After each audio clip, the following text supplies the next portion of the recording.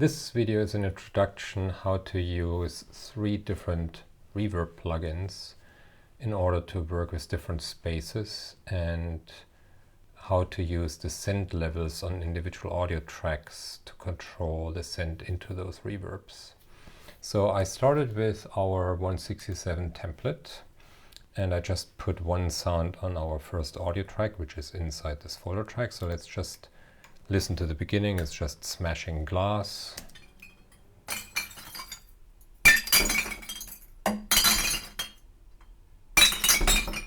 So it's a pretty dry recording, just recording actually throwing glass bottles into a glass collection container. So next step would be to create some more tracks, actually 3, but I don't want them to be part of that folder track. So I click on the last track twice on this folder icon to put that again outside of the folder. I don't want that to be part of our folder structure here. And then I'll just make 2 more. So now I have my audio tracks labeled 1, 2, 3, 4, and let's just call those reverb long, reverb medium, and reverb short. So normally I'm not automating the reverb at all. So I will actually turn all 3 tracks into a trim read mode. And I normally also never touch the output volume of the reverbs. So what I'm controlling is how much signal I'm sending into each of them. It's almost like if you're in a room and you make a noise, you have no control of how long this will reverberate. So it is just the size of the room which will determine how long it rings. So I will put on the reverb long my first plugin. So I click on the FX button here and I will look for reverb.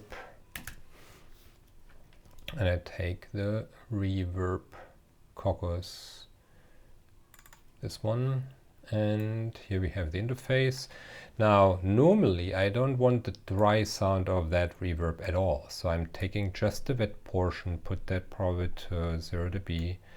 And then on the add button here, I will now search for a file. So I go to file, and then it asks me where to find an impulse response. So these are all impulse responses from different spaces. So for my long one, let's say I'm taking the Cathedral of Chartres and close this. Now I will instantiate a second instance here. Again, no dry sound, wet at 0, add file. Let's take as our medium reverb the wooden church. And then a very last one for my short reverb. I will take file. Let's take the Teldex recording studio. No dry and wet all the way up. Okay, so this is my possibility of having 3 different rooms now available. And now let's say I'm going into my sound track, so onto the track where I want to send sound to some of these reverbs, and I click on the routing button. So on the routing button, so far we have essentially just defined that it goes to its parent track. So in this case, it goes to this folder track. But we have this add new send here. And I will now say, okay, make it a send to the long reverb. And if you named your tracks before you're doing this, then you see the names here, which makes the assignment much easier. So I say, okay, make a new send to this one, but let's put actually the default value to nothing. So I don't want default to be open. And then I will make another send to my medium reverb, and equally it's default to nothing. And I will make a send to my short reverb and equally not send anything.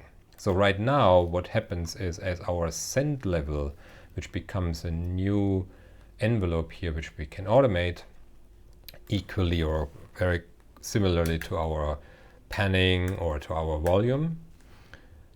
So if we click on the envelope automation button here, we see now that in addition to volume pan, we have now also these track sends. So we have the track send volume for the medium and the short. So I make them, let's say, all three visible.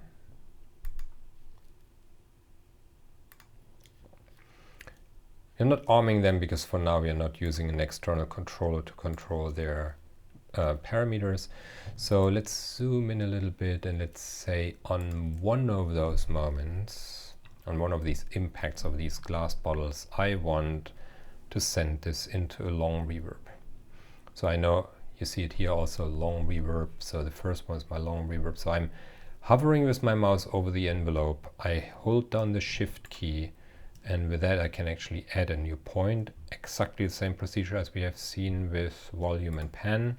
Doing it again here and another one here. So what I'm doing now is I'm opening my reverb for a very brief moment. You see that I'm bringing this up at the moment of this impact, but then over the course of that sound I'm immediately closing it down again so that the next gesture here will not go into the reverb. So you could think of it like the piano pedal, the sustain pedal. You press it down for a moment, you send a certain sound into the reverb, and it rings. So let's listen to that. Here's our original sound. So we have this very moment where this impact gets into our long reverb. But then the next gesture here does not go into the reverb. That stays dry. So we get actually a nice polyphony of our impact going into the reverb and ringing out while, again, we are in a dry space in front of it. So with that, it's actually very easy to create a kind of a three-dimensional space. So let's say we will probably put that softer impact here into our medium reverb. Yeah, you have to hover very precisely over it. It's not that easy, but here you go. So we put that impact into the medium reverb. You hear that's a very different type of sound compared to if I would do the same on this one, it would go into a much bigger space.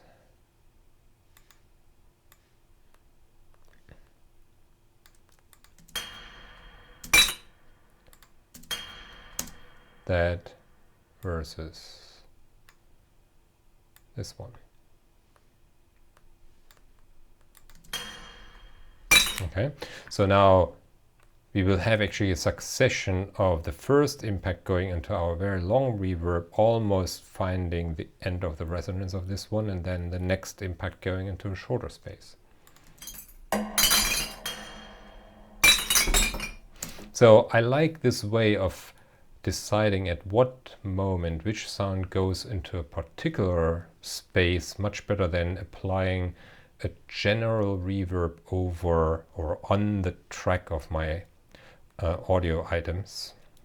Then your amount of control becomes much more limited. So let's just also listen to the last one, to the shortest one. So that is very often just used to put a little aura around our sound. So again, shift click, making some points here, and then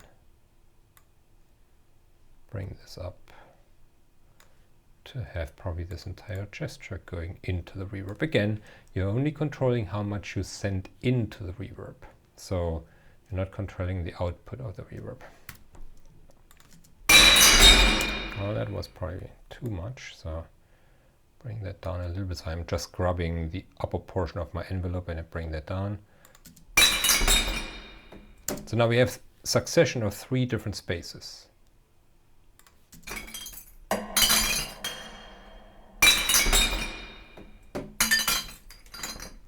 So now we have these 3 different reverbs on one track. Now, obviously, you can repeat that same process on adjacent tracks. So you again make these sends to reverb, long, medium, and short.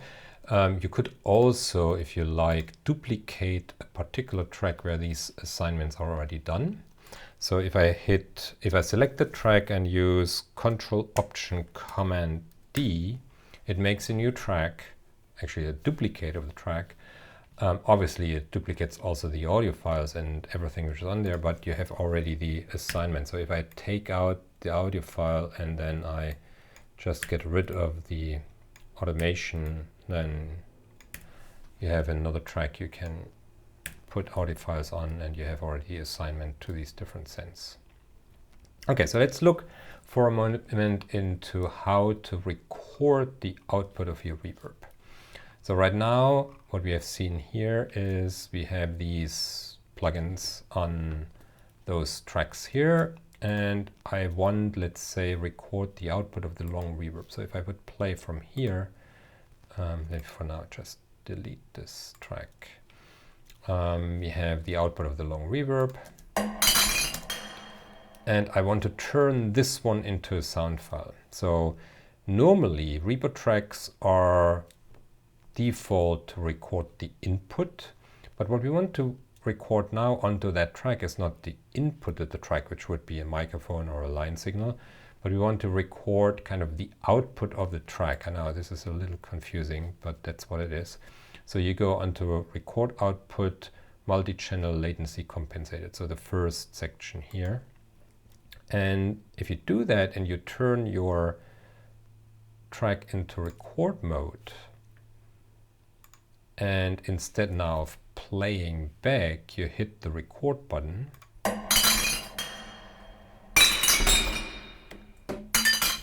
we have now a sound file which just corresponds to the long reverb. And then I will probably do the same here. I put that onto record output multi-channel, and the same on this one, record output multi-channel. Now at this point, if you have configured your session like that, you might want to save that as a new template, because you have already, probably you want to duplicate that track a couple more times to have enough audio tracks which have already established these 3 sends. And then if you do that and you go here and save project templates new, save project as template, there you can now save it as something which is 3 reverbs. And then next time you can just pull it up and it will have all the assignments and everything already done for you. Now, what is the advantage of having this audio file, I mean the output of the reverb, converted into a real file? There are a few. First of all, some technology changes over the years. So I have pieces I composed many years ago in a different DAW, and those particular plugins don't exist anymore, or they're not compatible with my current operation system on the computer. So it's probably not a bad idea to turn your treatments of your plugins into real sound files.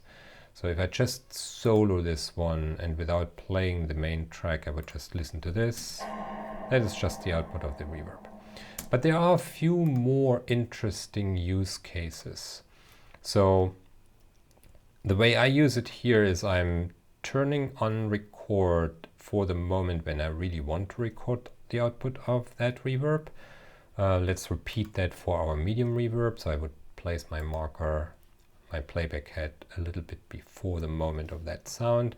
I will turn this one into record mode and record the output. And always let it run for a few seconds, because reverb have long tails, and in this mix we might not hear that it is still ringing, but you want to make sure to record the entire duration of it. And then the last one would be our short reverb. Again, output, yes.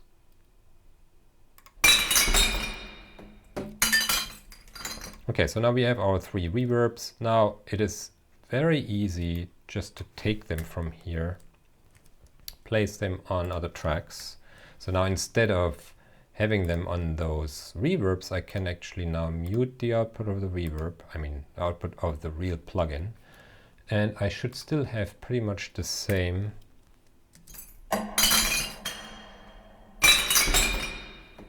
because I didn't touch any volumes here or panning. So I have actually the same overall sonic result. But now I have possibilities which are interesting. So let's say I'm reversing. Let's first duplicate this one, and then let's make one more track here and bring it down here, and then I'm reversing that reverb. So I have now a reverb, if I listen to it in solo mode, which will grow. So you remember the deltas, that is something you could do here with the reverb. So now, while this structure is still totally dry, we will have kind of a reversed reverb fading in and leading to the moment of impact.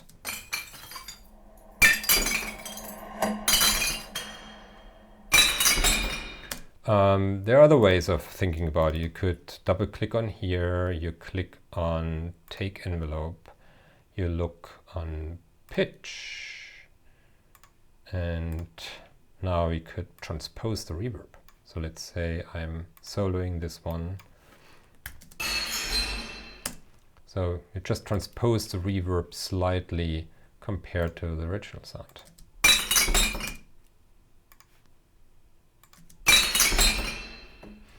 So, I mean, it's pretty endless the ways you can then deal with those sounds with all the editing possibilities we have seen. You can pan them differently, you can slice them up, etc., etc. So that is one way of being a little bit more adventurous with reverb than just using the built-in plugins. There's another way. Those are impulse responses, and we talked briefly about thinking about them as kind of a fingerprint of a room. You could use what I just did with this reversed thing. So here, let's say I have one of these impulse responses.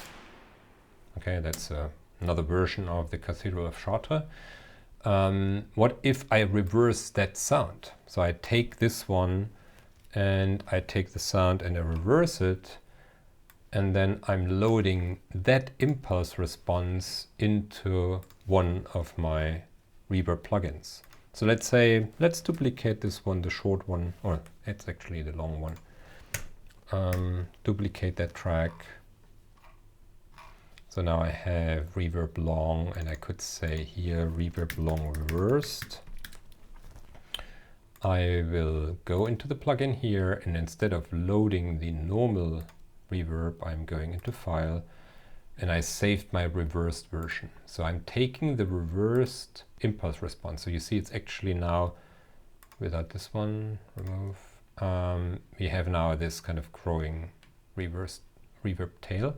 Now there is a difference between playing the sound into the normal reverb, recording it, and then reversing the result like we did here, versus having impacts which constantly play into a reversed reverb. So let's explore that. So we have here our send. So this is the long reverb send. That is now the reversed long reverb send. So that send got actually created at the very moment when I duplicated my reverb track here.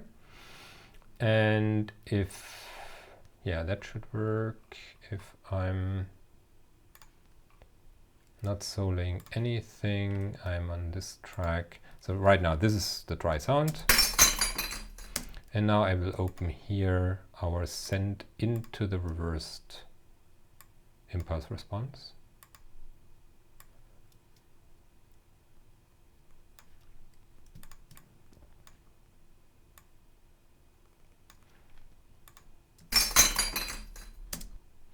And I would need to, let me also, you hear it now? So the reaction is much longer or much later because every impulse here is kind of triggering the reversed sample. So you hear almost like a rhythm of the reversed tail, which corresponds to the rhythm of these impacts of the glass. But you don't hear them immediately because it's a long reverb tail and it takes a while to grow. So in order to hear that, let me just splice this off and then move this away. So if you do this again, now you should hear without the overlay of the original sound the result of these couple of impacts going into the reversed reverb.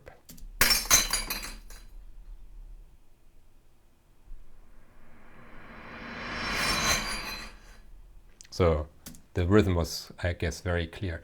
Now, if it's not then a solo action here, but we hear it, it probably happens somewhere around here when the other figure already had played. So it makes something in our perception a little bit less one-to-one.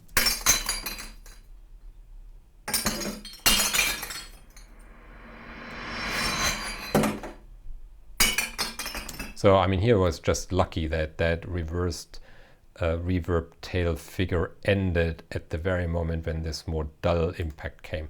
So again, I would probably at this point record the output of that structure as well. Now I have to record a little longer.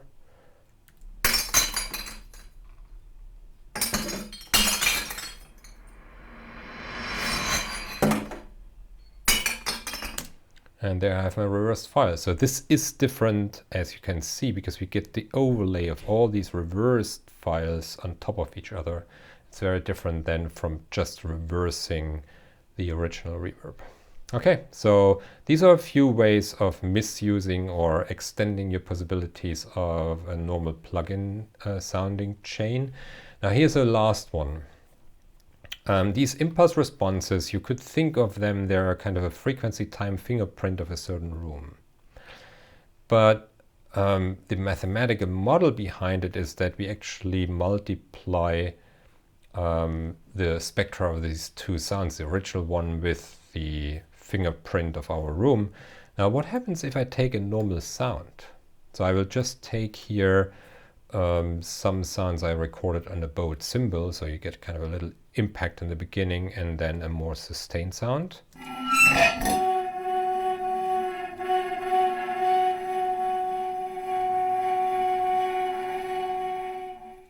So imagine that I'm loading this sound now into one of my reverbs here. So again, I will duplicate that track. Don't need this one. I will move this up here and don't record those. Go in here and I will now load the, where is it? Bowed cymbal. So that is my impulse response, or the file I'm using as an impulse response. I will call this reverb mode, or just simple. Okay, now at the very moment when I duplicated the reverb track, again you get another send here. So we don't need this one, we don't need those. And now we have our send into the bowed cymbal. So let's just use our very last gesture on the glass.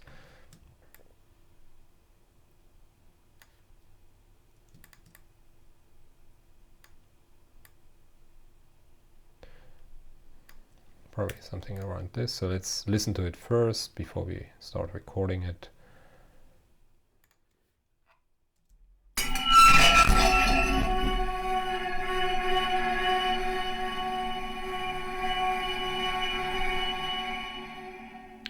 So you can think of every sample in our original sound will trigger one copy of our impulse response. So that can get pretty loud, and as you have seen here, the impulse response is way louder than what we normally see in a recorded impulse response. So we have to be careful with levels here. So it might make sense in the plugin itself to bring down our wet by probably 20 dB or something. Go back here. Okay, now that is a very unusual way of thinking about triggering one sound with another, but sometimes it creates really interesting gestures. Now, imagine that at the same time I'm also putting just another copy of the reverb, which doesn't belong to that sound. It's actually the very first gesture we did, but I'm just reusing that reverb here. So it creates a slight space around it. I probably need a little bit more level here. And then I would go in here and say, okay, record the output of this. I see it clips again, so we have still too much level here. We might then probably just lower how much we send into it. Yeah, that looks a little better. I mean, obviously I'm not doing very fine-tuned levels here, just a quick video. So, but with all of this, I think you have a few ideas of how to create some creative reverb use.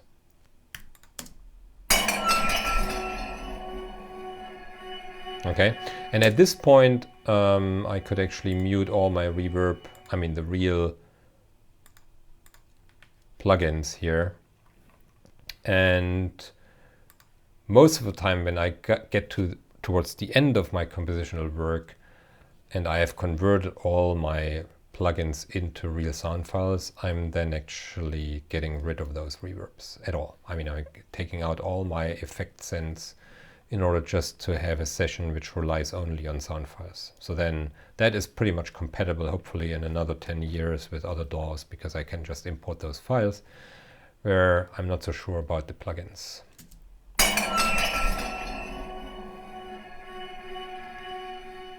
Okay, I hope this was helpful.